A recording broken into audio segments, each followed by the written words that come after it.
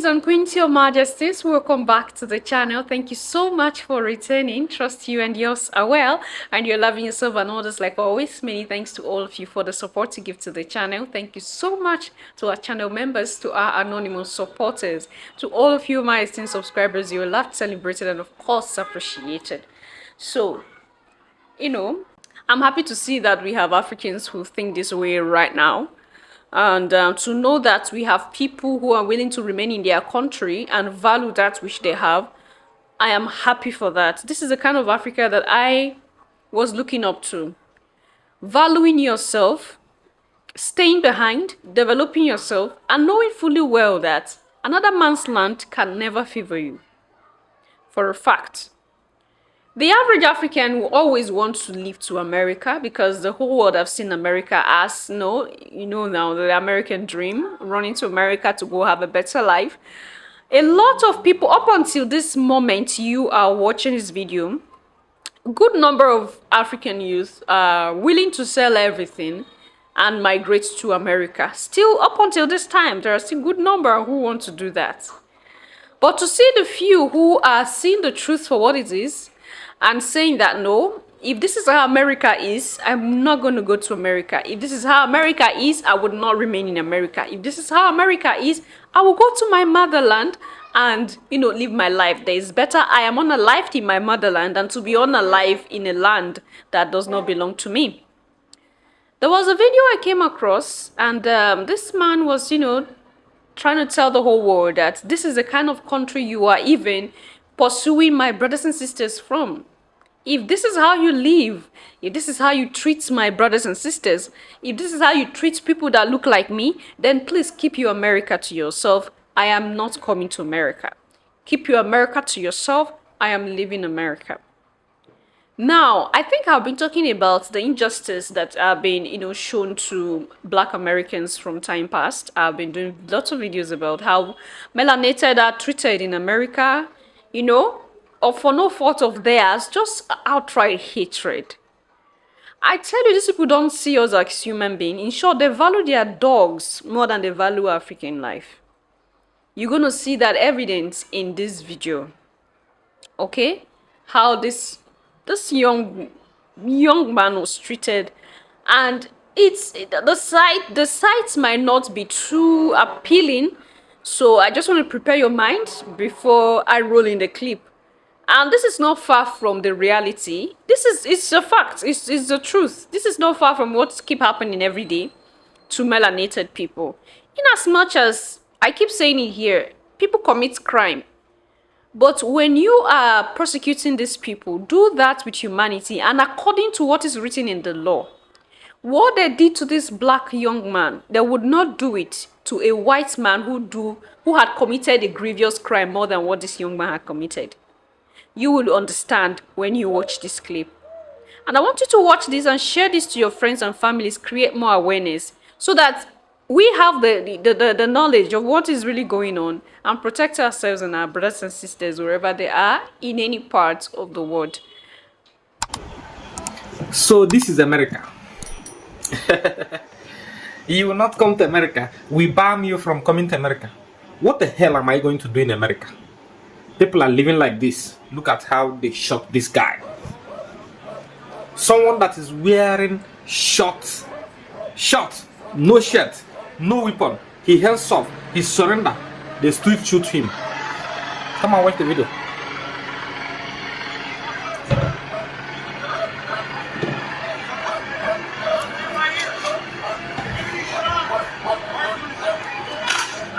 One bullet, not, you see. They also release their dog at last. Don't worry. They want to kill you because you are black. Yeah. Now tell me, what in the world am I going to do in America? They say, oh, we cannot allow you in America. This is how they live in America. It's a daily occurrence in America. It's not something of new. You see, no weapon, nothing. No weapon, nothing.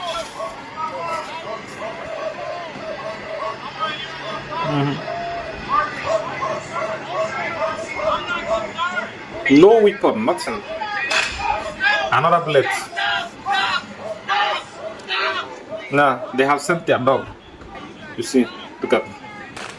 He's telling them to stop begging for his life. This is America. Another bullet. Their dog come and attack the guy for what? Look at.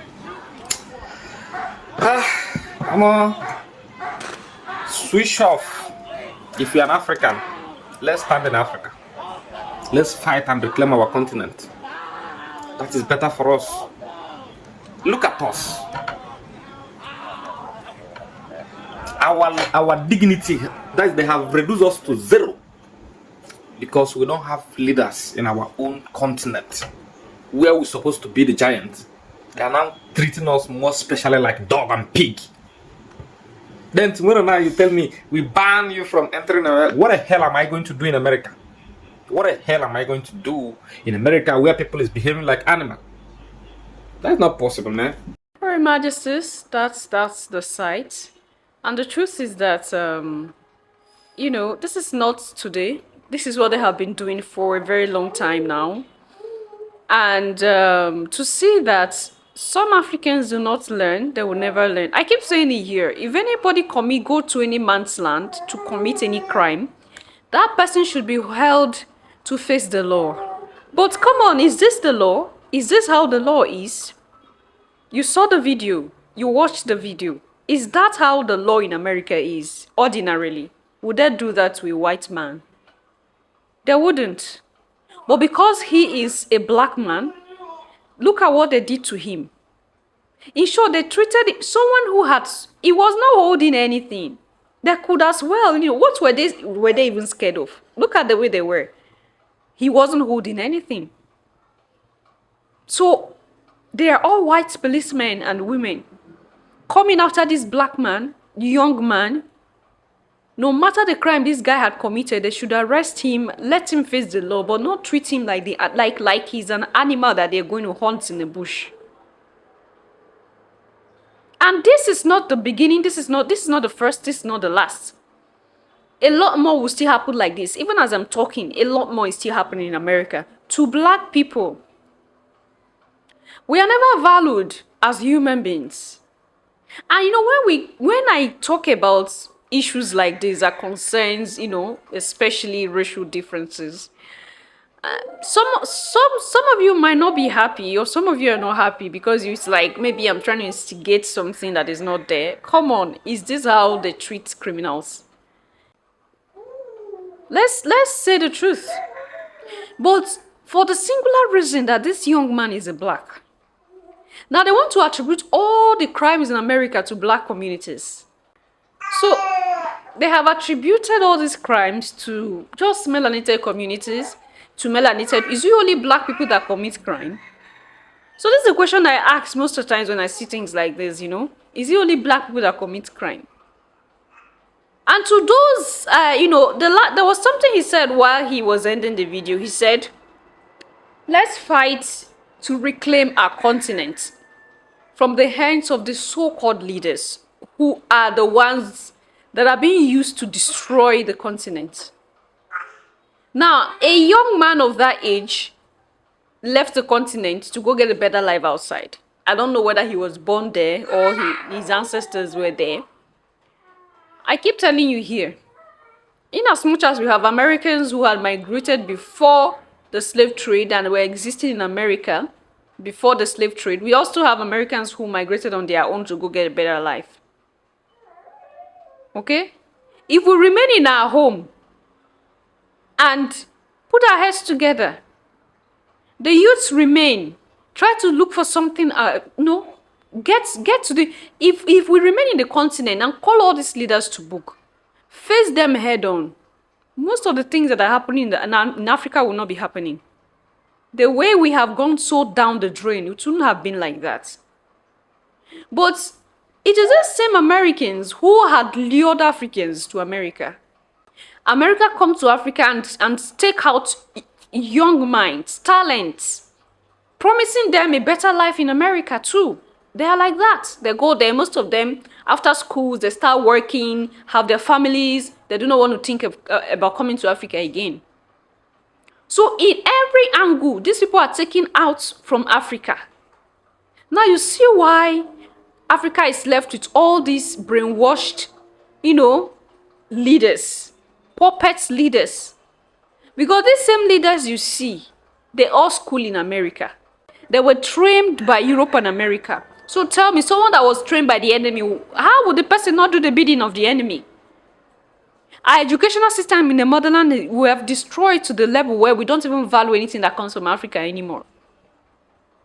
So schooling in Africa, you have to go to Europe and America to school, and that shows that you've schooled very well. But if you had schooled in Africa, you've not done anything. The system in the motherland have been so destroyed. It is because of forces from outside as well. There are forces from outside doing everything to see that Africa does not rise up. They take out young minds so that Africa does not rise up. We heard that where the US Congress was seated and having deliberations on how they take out people. There is a particular budget for that. Bringing young minds from Africa, luring people from Africa in the name of scholarship. Is my view. I just don't understand why we are taking a bunch of tools in our foreign policy toolbox and tossing them into a dumpster. And I think we need to start giving African countries more of what they want and less of what they don't. That seems like an obvious proposition, but frequently our Africa strategy doesn't seem to be guided by that principle. Picking a fight with South Africa, a pretty important nation, and labeling them as committing genocide against Afrikaan farmers, accepting Afrikaner refugees while we're shutting off other refugees from Africa. We are in a state of crisis right now when it comes to our relations with the continent and other competitors of ours, from Iranians to Russians to Chinese to people that don't always align with us, from the Emiratis and others, are flooding the zone where we are retreating in a stunning way. They called us partners. Then they pulled the plug and left us hanging. Now, Washington is panicking because China didn't hesitate to step in. This is the real reason Africa is being fought over like a prize, and what you're about to hear wasn't meant for your ears. For decades, America ran programs across Africa that supported education, health, and entrepreneurship. But under the Trump administration, those were quietly cut. No warnings, no consultations. Programs like PEPFAR, MCC, and YALI gone. Now, U.S. senators are panicking because China is filling the void fast. In this clip, U.S. lawmakers admit the damage, and they're terrified of what happens next. Mr. Missouri, thank you for your testimony. What I hear from both of you is more engagement, not less.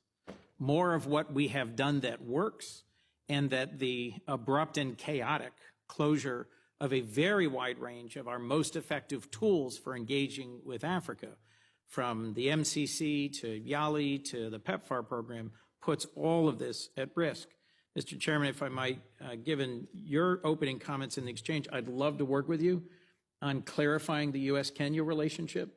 Their foreign minister and national security advisor were just here last week meeting with the president and folks at the White House, and I agree with you that some of those statements with the PRC are very concerning given the deep and long relationship and the security relationship we have with regards to al-Shabaab in Somalia. It's disappointing, to say the least. You referenced how important it is that there be more students from Africa coming to the United States. Well, I've got a solution for you. It's a 15-year-old program called the Young African Leaders Initiative that has sent 20,000 vetted, promising African students to the United States. The University of Delaware happens to be one of the 20 hosting universities at a very modest cost that is about to be shut down. Not a good idea. It brings promising young African leaders to the United States for a summer to meet with businesses and entrepreneurs, to meet with civil society, to convene in Washington, and then go to 20 different states all over the country. One of many things I don't think we should shut down. To the point you just made, Ambassador Gavin, the Millennium Challenge Corporation, MCC, launched under President Bush, explicitly used corruption and combating corruption, reducing corruption as one of the key indicators for whether or not a country would get a long-term development partnership with the United States. It is all but closed. Most of its staff have been laid off. Many of its compacts have been shut down. PEPFAR, Mr. Meservey, is all but closed. It has been trimmed dramatically from its scope. A 25-year-old program, long deserving of bipartisan support. I'd just be interested in both of you briefly saying, what does it do to our reputation on a continent of 54 countries, a continent with enormous human potential and natural resources, a country that China and Russia see as the continent of the 21st century? What's it do to our place in East Africa and across the continent if we abruptly shut down these long-standing demonstrated and effective programs? Madam Ambassador, and then Mr. Meservey. Thank you, Senator. It is incredibly self-defeating, is my view. I just don't understand why we are taking a bunch of tools in our foreign policy toolbox and tossing them into a dumpster. I think the term was a wood chipper. Okay, I suppose so. It's tougher to reassemble things that have been put through a wood chipper than things that have gone through a reasoned, considerable review, which is the process that reforms we should have gone through, is to have this body, Congress, work with the new administration to say, okay, trim this, reform this, change this, shutter this, expand this. Yeah. That's not what happened. No, it's not. And not only have we lit our credibility on fire, and you see particularly China making hay of this, the favorite phrase now is reliable partner. China's a reliable partner. They're not going to abruptly pull the rug out from under you. And I think that, some of the kind of knock-on effects, consider the tens of thousands of health workers in Kenya who are out of work now. These are educated, engaged citizens, and the messaging we want to do about this long relationship with Kenya, it's at odds with their lived experience now. And I'm about out of time. I've got less than a minute. Sorry. Ms. Meservey, if I might. I do agree that a bright spot is the hard work done under the previous administration by Avril Haines in DRC, Rwanda, and it's continuing under Special Advisor Boulos. There's a real chance of peace there. I can't think of a more concentrated example of the PRC-U.S. competition than the two adjacent bases in Djibouti. I've just introduced with Senator Ricketts a bill to try and prioritize focusing on denying the PRC more basing opportunities on the continent. What is the crime of the Africans? So this is the situation today, and I felt like I showed this to you, and you leave your thoughts and opinion there at the section. I'm going to see you in my next one. Until then, love yourself, love others, stay safe, stay positive, always, Your Majesties. Bye for now.